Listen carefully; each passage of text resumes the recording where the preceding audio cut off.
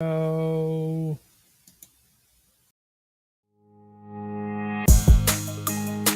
We getting ready to blow. We getting ready to blow.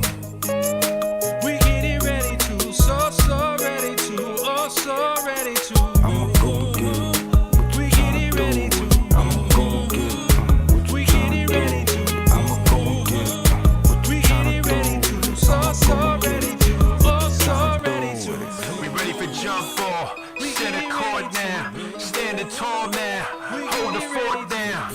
This is showtime, more than sports now, running crunch time, we rush like fourth down. I be taking wins, we don't mess with loss. I be taking wins, we don't mess with loss. I be taking wins, we don't mess with loss. I be taking wins, we don't mess with loss. We been on that paper chasing all that fashion. We been on that paper chasing what you ration. Been in the grind now, we ready for prime time, ready for shine now, we ready to get smile. On the rise, all eyes up on us now, blast off spaceships till the touchdown.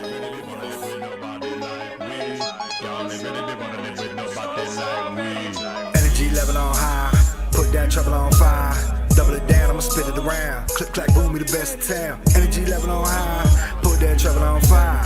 Double it down, I'ma spit it around. Click, clack, boom, we the best in town. I started off the lowest point in life, though. I started off the lowest point in life, though. yeah. That's enough for the intro. You know what I mean? Sometimes you just got to cut it short and just get right into it. What's good, party people? My name is Pro. You checking out the ProQuo Show. Late edition. Decided to jump in. Wasn't going to be able to get it done, but able to make it happen. So, truthfully, had to play the new board games uh, with my son and my wife tonight. So that had to take precedent. Um, because sometimes that's what you got to do. What up, y'all? Appreciate the shout outs. What up, Felix? What's going on, man? Haven't heard from you in a long time. Hope all's well. Um, so I wanted to shout out my man Tommy Jackson. Was on his Zoom today, going down to do some Florida stuff pretty soon. So be checking out my man Tommy. Check out his conference if you get a chance. Music conference for folks to learn to build. It's called Drill Down Level Up. Check that out. .com with the dash in the middle. Drill Down Level Up Music Conference down in Destin, Florida. Looking forward to that. Looking forward to getting down to UVA again soon with my man Bernard. Shout out to Bernard Hankins. You might have seen him from the introvert show that we like to do. It's tricky for us getting the schedule in, trying to get in as many episodes as you'd like for that, especially when you are introverts. Trying to find time is sometimes at a premium over the weekend, but we do the best we can. So looking forward to getting down there real soon. I have actually 10 dates already booked, yo, and it's the new year. It's kind of crazy. So obviously people are trying to come back. COVID, people longing to do things in person, which is really cool. So looking forward to a lot of stuff that I got upcoming. Hope it's working well for y'all. I left it on there from my little pop up I did the other day. I wanted to just shout out everybody who gave me the happy birthday thanks this past week. My birthday was 3 days ago, so shout out to everybody who hit me with the birthday shouts. Appreciate it.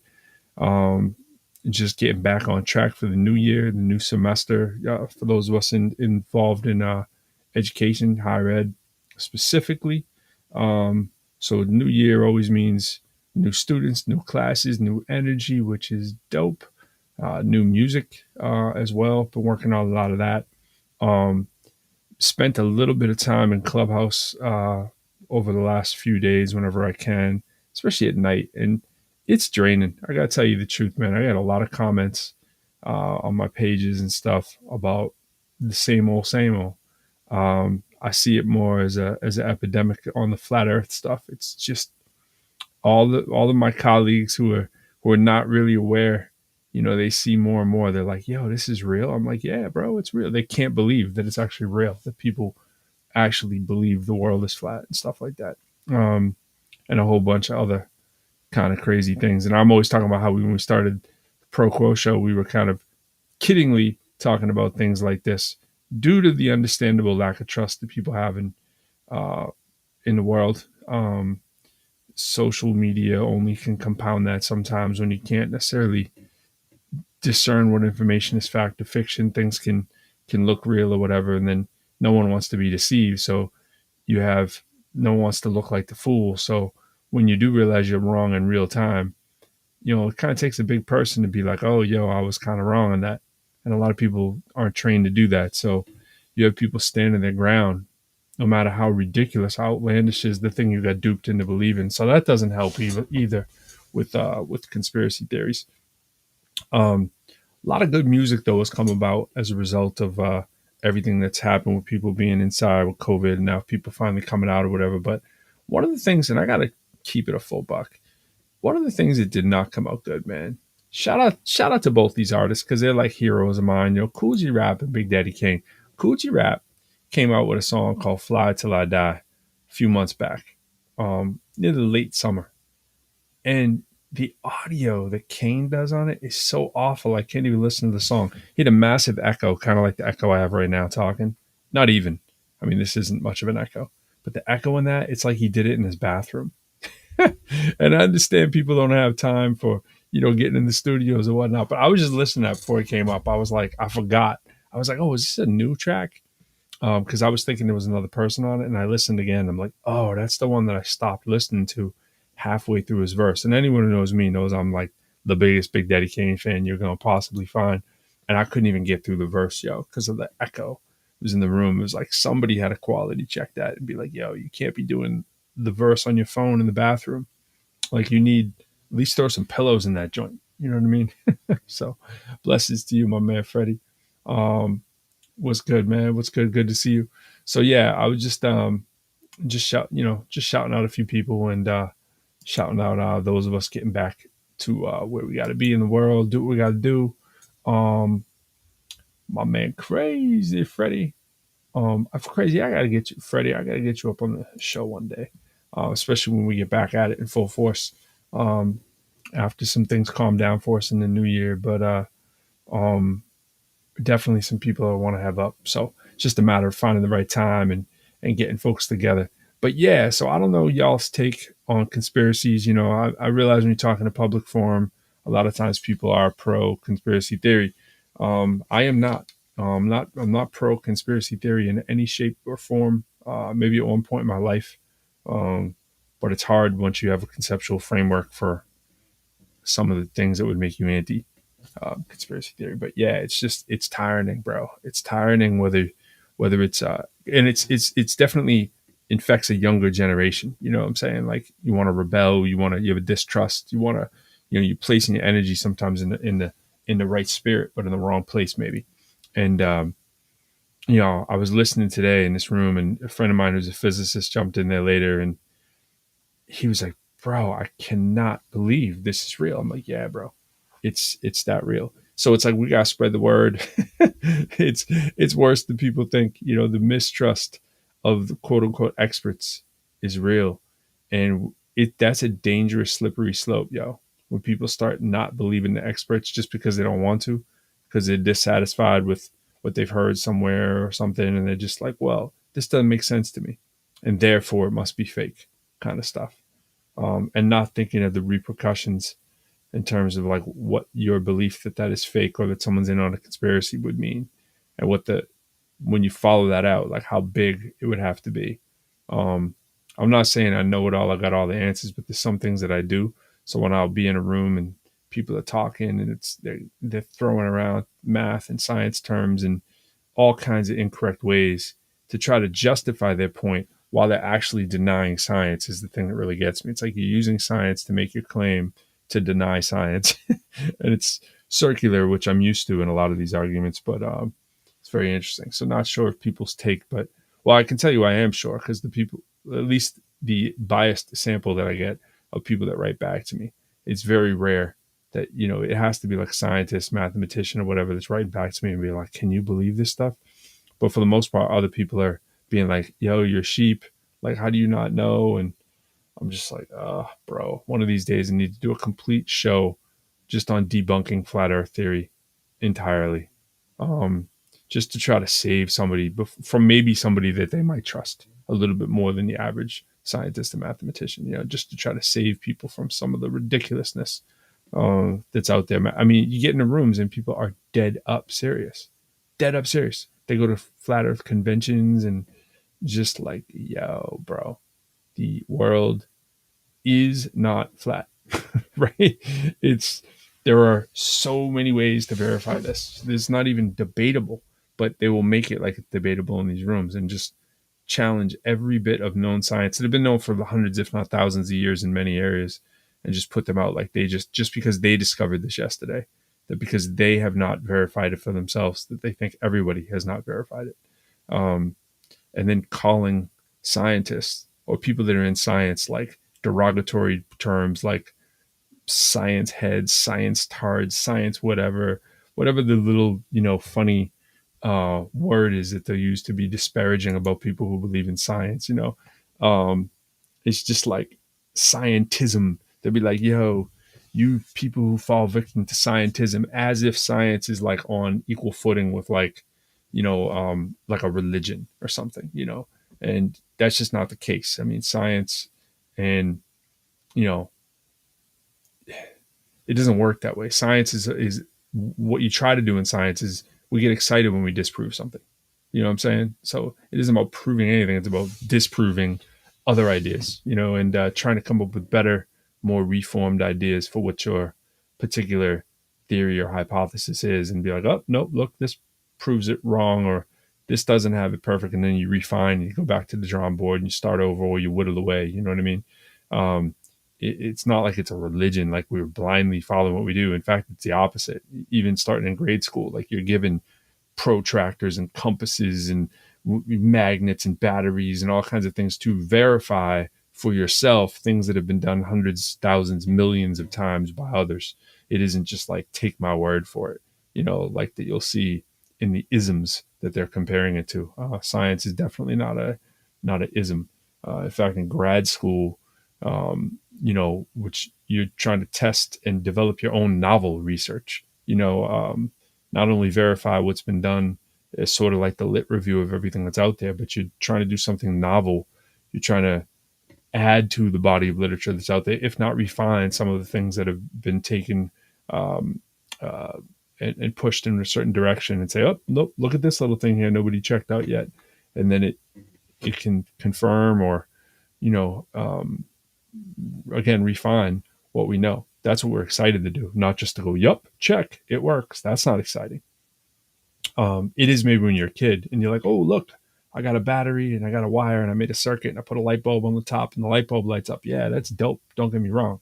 But if we were to suddenly do that and it didn't work, we'd be like, yo, what's going on? Like, oh, look, there was something else that I didn't do. I'm not saying it's the case with the light bulb one, because again, it's been done thousands of times. So these are kinds of things that are verifiable and that anybody can do. And just because somebody hasn't done it for themselves, they doubt that anyone else ever has done it. And that's dangerous. You know what I'm saying? So we got to be on the lookout for when people are just sort of dismissing something because they don't like the implications. So I would kind of leave that there. Interested in, I was reading, what was I reading the other day? Talking about, oh yeah, all the stuff out there in hip hop right now about using hip hop lyrics in court cases, right? So this is talk about some dangerous ground, right? Talking about like, people obviously right now going to court and being on trial because of what they say in their rap lyrics. And I'm always making this case. It's like, since when did people take rap lyrics as 100% truthful? You know what I'm saying? If someone was like, I was outside the club and I was like, pop, pop, pop, we're going to really believe that everybody, anytime someone says that's true, like they were really outside the club, like dry snitching on someone or themselves, and it's like, that's crazy. Talking about dangerous precedents, right? So yeah, just crazy, crazy. I saw this too. This was on Hip Hop DX. Let me read from it. West Side Gun suffers 50K loss after European tour cancellation. West Side Gun has been forced to pull the plug on the European tour he was soon set to embark on, resulting in a financial hit to the tune of 50K. The Griselda rapper made the announcement in an Instagram post on Thursday, noting that things weren't handled right. Gunn apologized to fans who won't be able to get their ticket money back, but promised to return for a proper tour in the future. It was nothing more I wanted to do than start seeing my supporters around the world. Gunn began. It's definitely a dream, and I'm going to work on it and make it happen. But unfortunately, this time things weren't handled right. It's too far for me to be gone, and something isn't right, and I'm somewhere I've never been, and ish already not right now. I've never been out. I have even been out giving deposits, so I don't think I took your money. He continued. People out at 40, I'm out of 50K. I spent on just on the plane tickets. So I lost, but God is the greatest, and hopefully one day I'll see everybody who's reading this one day in life. That's crazy. So we think about that in context, right? It's not that he lost 50 grand from show money. It's talking about he lost 50K from the plane flights, right? You imagine the cake the dude's making overseas. Just throwing that out there for rappers, as another way. Think about the income, you know what I mean? Like, get out there, get your message out there, get your music heard, and think about the opportunities that are out there. So I thought that was kind of crazy. At first, when I read the headline, I'm like, man, he's only at 50K. Who's booking these shows? Like, oh, they must be in small little spots he just wants to check out or something. But I'm like, that doesn't make any sense. And now I realize he was talking about airline flights. It's like, wow, bro, crazy. What else did I see in there too that I wanted to mention before I jump on out of here? It was Pharrell was talking about who he wanted to work with. Pharrell wants to work with Playboy Carti and De La Soul. I thought that was the weirdest mention I've ever heard in the same sentence. The legendary producer sat down for a fan-led interview with The Guardian, published on Thursday, January 12th, and answered questions about everything from his great teeth to skincare to his dream collaborations. Of the later, Pharrell noted that he's overdue to lock in with Carti. I was like, really? Okay. And then he also added he'd do anything for De La Soul while answering the question, what album, past or present, does everybody need to hear?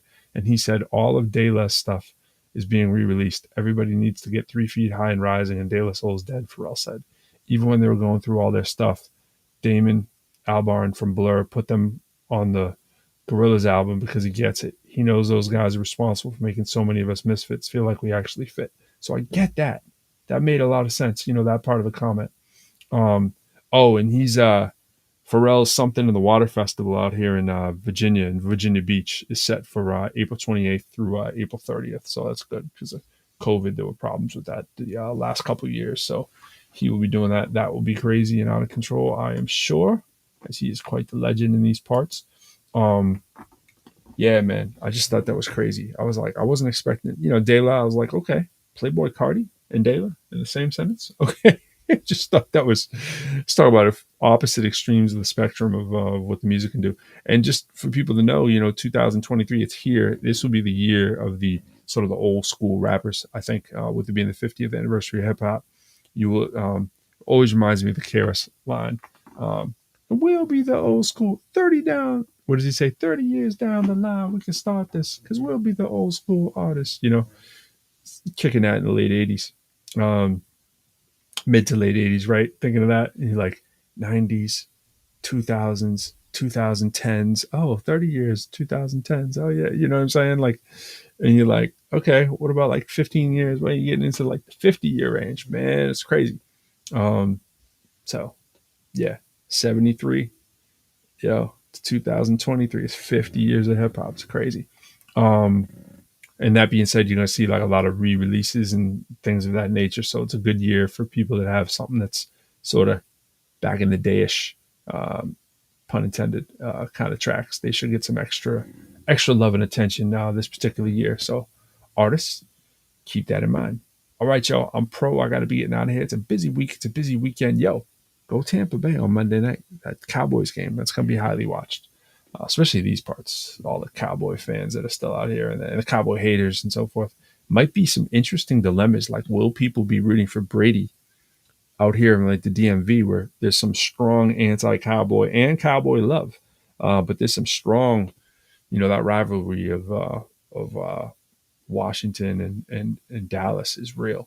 So I think you're going to see some people, they might not be throwing on the TB12 jerseys, but they're gonna be rooting for TB12 to pull it out. So I don't know what y'all think, but I think think the record might be a little deceiving there for Dallas. I see a victory very possible in the air if Tom's on his game and he's got some of his receivers. So if things go the way they need to go, it's great. They got a great kicker over there in Dallas too. I'm always worried about, but other than that, feeling like we're gonna get on the board, and Dallas hasn't looked too impressive the last couple of games. So I'm not one to usually talk about football, but hey, when it's playoffs and we're going in, we got Tom Brady there.